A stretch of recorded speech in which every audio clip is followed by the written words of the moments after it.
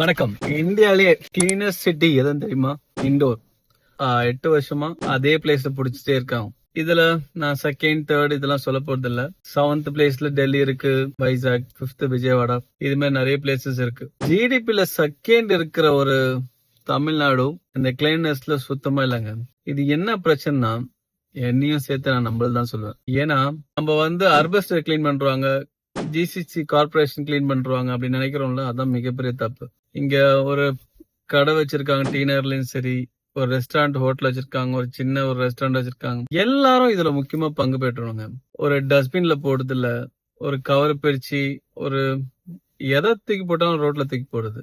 இது நம்ம ஊரு, நம்ம தான் கிளீன் பண்ணி வச்சிருக்கணும். ஒருத்தர் கூட இன்ட்ரெஸ்டே கிடையாது. தயவு செய்து மாத்திங்க. இது நம்ம ஊர், நம்ம தானே கிளீன் பண்ணானீங்க. ஏன்னா அவங்க நினைச்சா மட்டும் கிளீன் பண்ண முடியாது. கவர்மெண்ட் கூட சின்ன ரிக்வெஸ்ட், முடிஞ்சா ஃபைனை போடுங்களேன் இந்த கடைக்காரங்களாம்.